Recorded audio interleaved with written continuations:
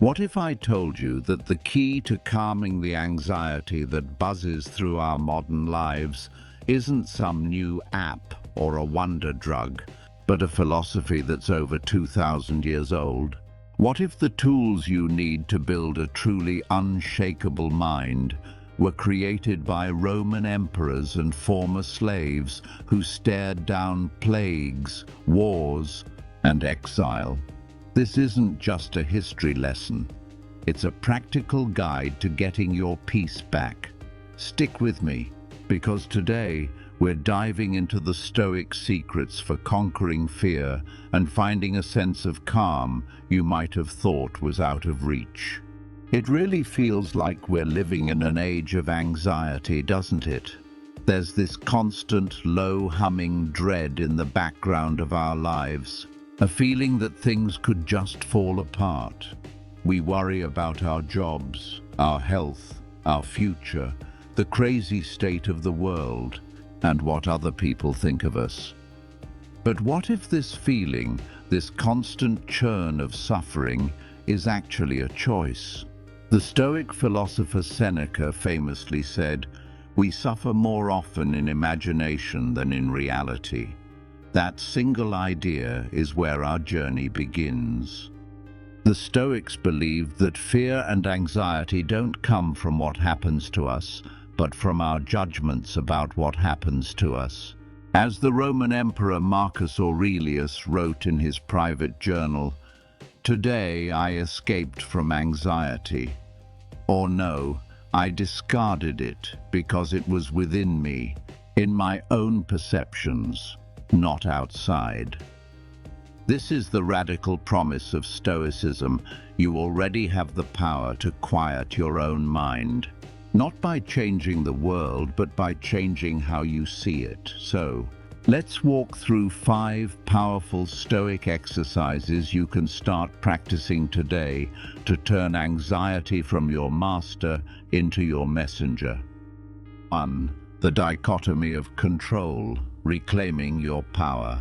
First up is the most fundamental tool in the Stoic toolkit. It's called the dichotomy of control, and it's a simple but life-changing idea from Epictetus, a man who went from being a slave to a revered philosopher. He taught that we have to draw a clear line between what's in our power and what isn't. So, what's in our control? Our thoughts, our judgments, our choices, and our actions. That's pretty much it. And what's not in our control? Well, basically everything else. The weather, the economy, what other people think of you, getting sick, or even how things ultimately turn out. Anxiety is what grows in that gap where we try to control the uncontrollable. Think about a job interview. You're worried they won't like you, or that they'll ask a question you can't answer. According to the Stoics, all that worry is a waste of energy. You can't control the interviewer's mood or their final decision, but you can control how well you prepare, the research you do, and the mindset you choose to walk in with. Here's a practical way to use this. Grab a piece of paper and draw a line down the middle. On one side, list everything about a situation that's completely out of your control. On the other, list the things you can directly influence. Now, make a real decision to pour all your energy into that second list. You'll feel a shift almost immediately. The weight of the world is off your shoulders. Now, it's just the weight of your own choices, and that's a weight you are built to carry. As Marcus Aurelius put it, you have power over your mind, not outside events. Realize this, and you will find strength. 2. Negative visualization, preparing for the worst. This next technique, premeditatio malorum, sounds a bit gloomy, but it's one of the most powerful ways to build resilience.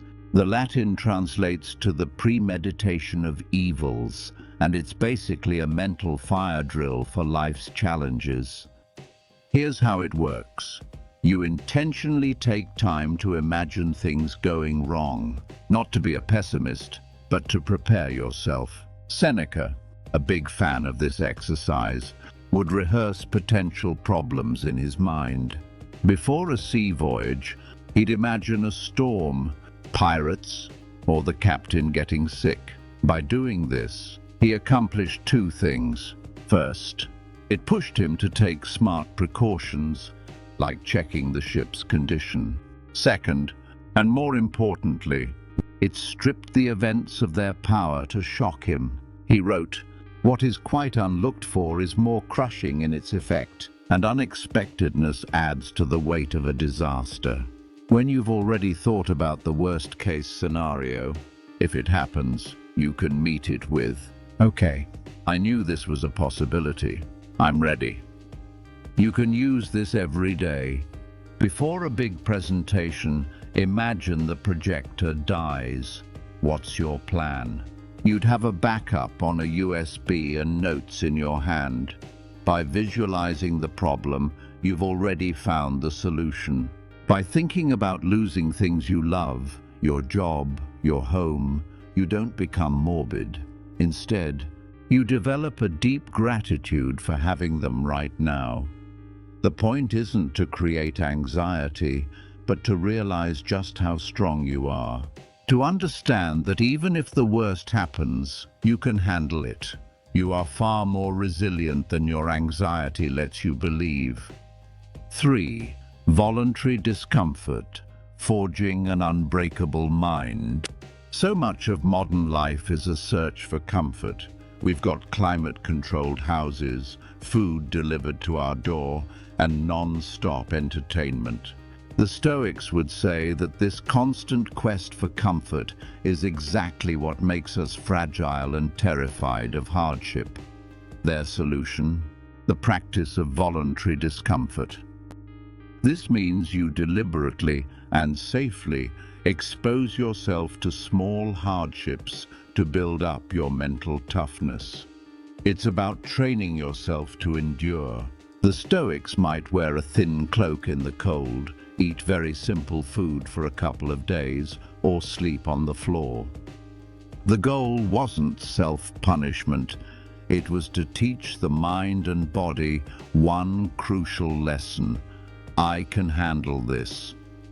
When you willingly take a cold shower, you prove to yourself that you can withstand being uncomfortable.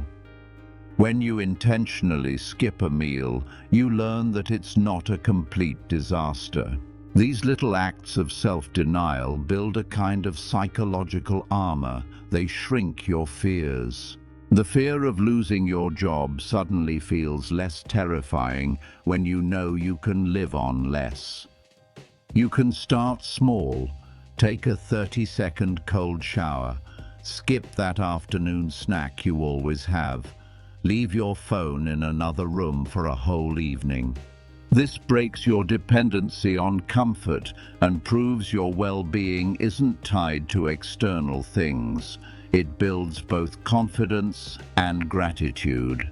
After sleeping on the floor, your bed feels like a 5-star hotel. After eating simply, a normal meal tastes like a feast. You're no longer a slave to your preferences. You're the master of your own mind. 4. Fear setting, defining your fears to defeat them. While negative visualization is about general preparedness, fear setting is a modern exercise with deep Stoic roots, made popular by author Tim Ferriss. It's a structured way to pull a specific fear out of the shadows and see it for what it really is. Fear loves to be vague. It looms like some undefined monster in the dark. Fear setting forces you to turn on the lights. The exercise has 3 main parts. First, you define your fear. On a piece of paper, write down the absolute worst-case scenario if you do the thing that's scaring you, like starting a business or having a tough conversation. Get really specific. What would actually happen? You might lose money. People might talk. Write down every terrible thing you can think of. Second, ask yourself, what could I do to prevent each of these things, or at least minimize the damage? This flips your brain from panicked and frozen to proactive and problem-solving. You'll probably find there are steps you can take for most of them. Third, ask, if the worst-case scenario does happen, what could I do to repair the damage? Who could I call for help? How could I get back on my feet? You will almost always realize that even the worst outcome is survivable. It might be tough, but it wouldn't be the end. Finally, Ferris adds a crucial last step. What is the cost of inaction? What will your life look like in 6 months, a year, or 5 years if you let this fear win and do nothing? Often, you'll find that the quiet, long-term cost of staying put is far scarier than the risks of taking action. This exercise makes your fears concrete, and once they're concrete, they're manageable. These ancient strategies aren't just philosophy, they're practical, real-world tools.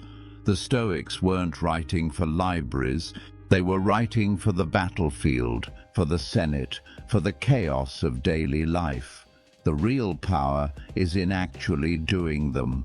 So, I want to encourage you to try just one of these exercises this week.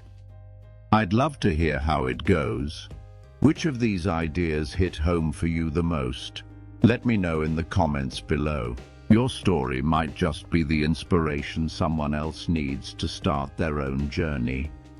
The Stoic path isn't about becoming a cold, emotionless robot. It's about transforming your destructive emotions into something useful. It's about knowing what you can control and letting go of what you can't. It's about preparing your mind for life's challenges and realizing you have a deep well of strength you probably never knew was there. The Roman Emperor Marcus Aurelius, while dealing with war, plague, and betrayal, constantly reminded himself to focus on the present, act with purpose, and accept what he couldn't change. He famously wrote, "It is not death that a man should fear, but he should fear never beginning to live."